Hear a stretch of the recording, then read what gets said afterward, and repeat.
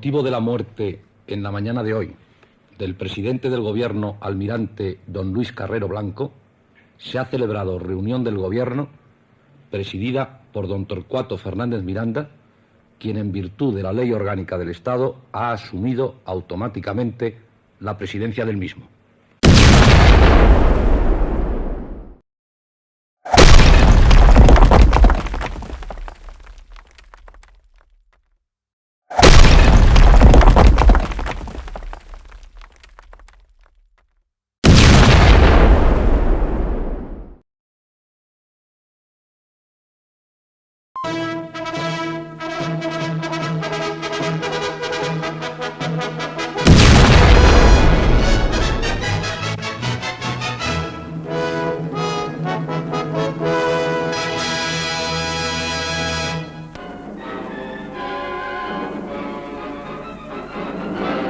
Un cráter en la calzada de unos 8 metros de diámetro por 4 de fondo y graves daños en los edificios colindantes provocó el potente explosivo colocado por los terroristas que dieron muerte en Madrid al presidente del Gobierno, almirante don Luis Carrero Blanco.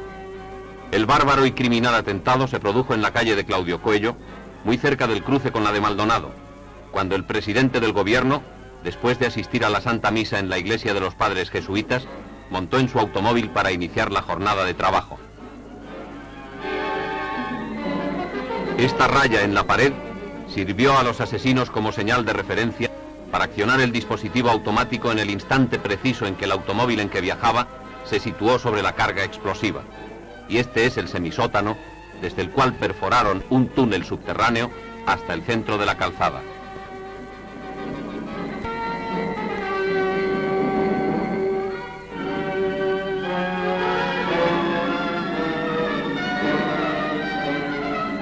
La potencia de la explosión fue tal que el automóvil voló por los aires, chocó en la cornisa superior de la residencia de los jesuitas y fue a caer dentro de un patio, quedando completamente destrozado.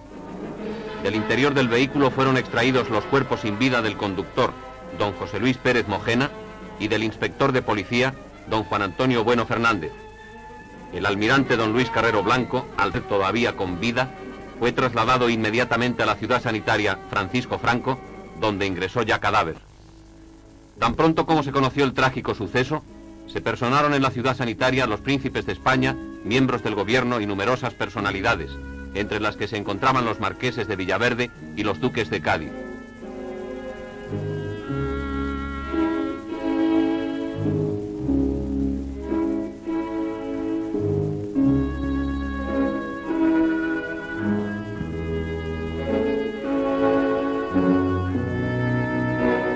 Por la tarde, el cadáver del almirante don Luis Carrero Blanco fue trasladado en una ambulancia a la sede de la presidencia del Gobierno, donde quedó instalada la capilla ardiente. Informadores gráficos en el cumplimiento de su misión y varios miles de personas se congregaron ante el edificio para dar testimonio de su dolor por pérdida tan irreparable. A la mañana siguiente se celebró una misa de corpore insepulto a la que asistieron los príncipes de España, gobierno en pleno, representaciones diplomáticas y numerosísimas personalidades. El ataúd en que reposaba el cuerpo del señor Carrero Blanco estaba cubierto con la bandera nacional y a sus pies se habían colocado los distintivos de capitán general concedidos a título póstumo. Entre las personalidades asistentes se encontraba el vicepresidente de los Estados Unidos, Gerald Ford, llegado expresamente desde Washington. Terminada la Santa Misa, la esposa y los hijos del estadista fallecido recibieron el pésame de las personalidades asistentes.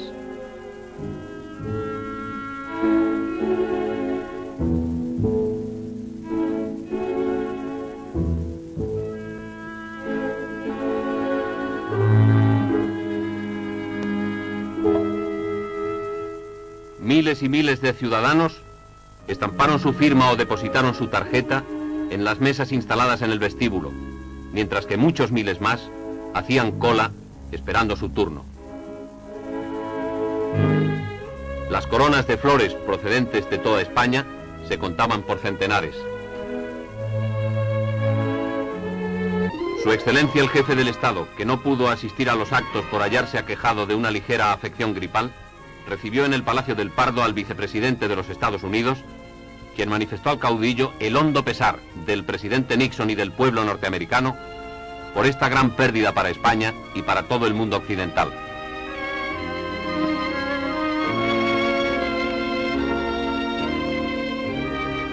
Igualmente recibió en su despacho al jefe del gobierno portugués, doctor Marcelo Caetano, que conversó con el caudillo durante unos minutos expresándole el profundo sentimiento de la nación hermana.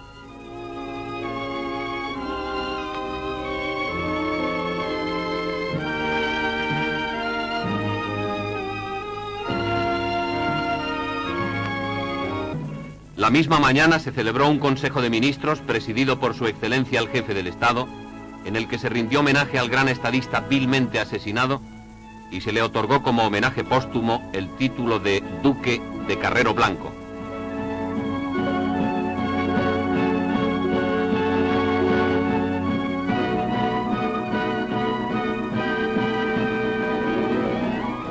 A las 4 de la tarde de ese mismo día se celebró el sepelio, que constituyó una imponente manifestación de duelo y estuvo presidida por el Príncipe de España en representación de Su Excelencia el Jefe del Estado.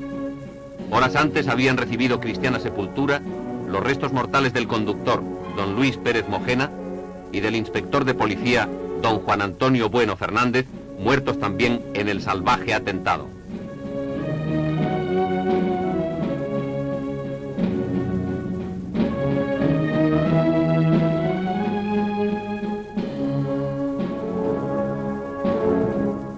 Abría la comitiva el cardenal arzobispo de Madrid, doctor Enrique Tarancón, acompañado de numerosos obispos españoles. Detrás del ataúd, las insignias de mando. Tras el furgón cuyas cintas sostenían los miembros del gobierno, caminaban el príncipe de España, el presidente en funciones del gobierno, jerarquías, autoridades y jefes de las misiones diplomáticas extraordinarias.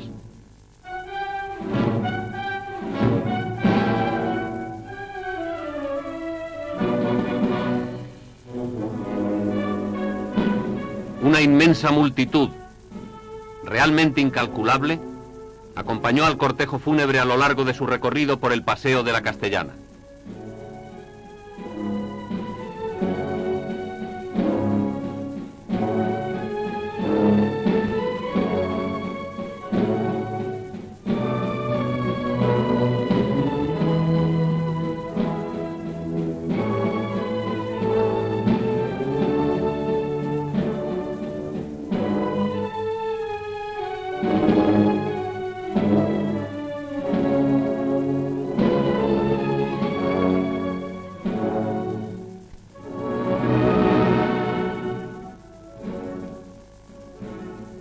Al llegar a la plaza del doctor Gregorio Marañón, el féretro fue trasladado desde el armón de artillería a un coche fúnebre mientras se disparaban las salvas de ordenanza.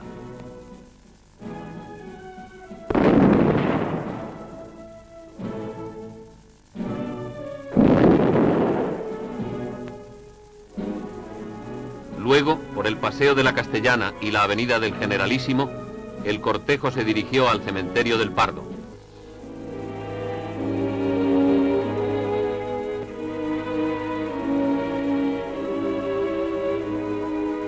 Después de rezarse un responso ante la capilla del cementerio, el féretro, a hombros de soldados del ejército, fue conducido hasta el mausoleo de la familia Carrero Blanco, donde recibió cristiana sepultura en medio de un silencio impresionante, solo roto por las salvas de ordenanza.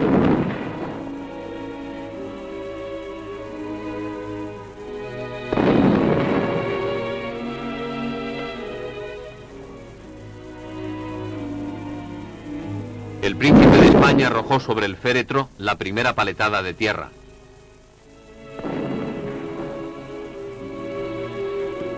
Luego lo hicieron los hijos del almirante y finalmente el jefe del gobierno en funciones, don Torcuato Fernández Miranda. De esta forma sencilla y cristiana se cerraba el último capítulo en la existencia terrena de un hombre leal, honesto, admirable, cuya vida estuvo consagrada siempre al servicio de la patria. Marino por vocación, ingresó en la Escuela Naval a los 15 años y a los 20 ya estaba combatiendo en la Guerra de Marruecos, primero como oficial a bordo del acorazado Alfonso XIII y luego como segundo comandante del guardacostas Arcila.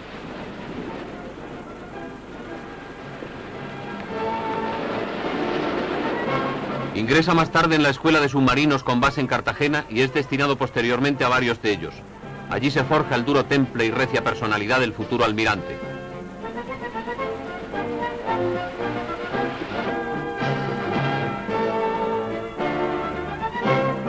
Al producirse el alzamiento nacional, que le sorprende en Madrid, y después de lograr evadirse del terror rojo a través de Francia, pasa a la zona nacional, donde inmediatamente es designado enlace naval del Ejército del Norte.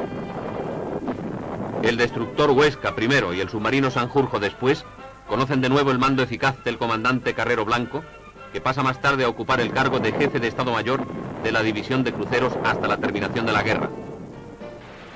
Concluida la cruzada, el caudillo, conocedor de las virtudes de lealtad, prudencia y fortaleza que adornan al marino, no tarda en llamarle a su lado.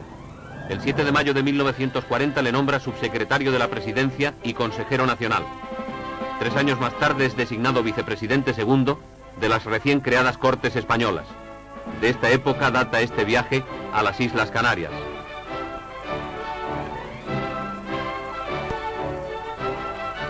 En 1951, don Luis Carrero Blanco es nombrado ministro subsecretario de la Presidencia del Gobierno y jura el cargo ante su excelencia el jefe del Estado. Este es uno de los primeros consejos de ministros celebrados por el nuevo gobierno que se formó aquel año. En su calidad de ministro subsecretario, acompañó al caudillo en la inauguración de la nueva Escuela de Funcionarios de Alcalá de Henares, ocasión en la que pronunció un importante discurso sobre la reforma de la administración civil del Estado. Como ministro subsecretario de la Presidencia, Carrero Blanco viajó a Guinea Ecuatorial, siendo recibido en Santa Isabel de Fernando Poo con enorme entusiasmo. Quizás recordaría entonces con cariño y agrado aquellos años de su juventud en los que, formando parte de la dotación del cañonero Cánovas del Castillo, desempeñó allí diversas comisiones.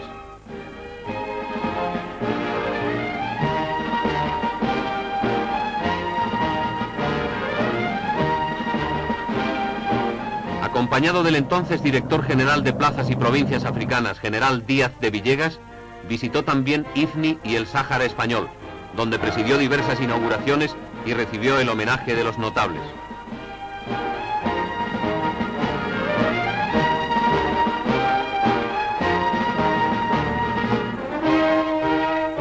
El 22 de septiembre de 1967, los periódicos de toda España se hacían eco de su nombramiento como vicepresidente del gobierno.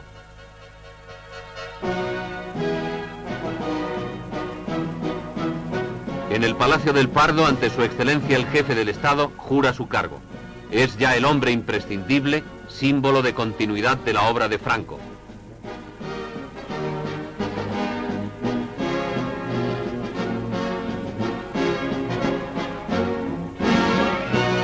En junio de 1968 y en su calidad de vicepresidente del gobierno, asiste al Congreso Eucarístico de Sevilla.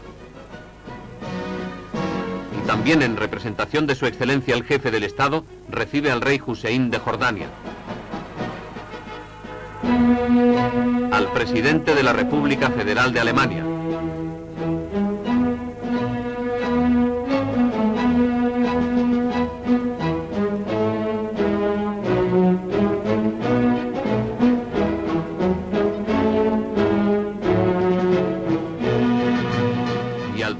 Marcelo Caetano, presidente del Consejo de Ministros de Portugal.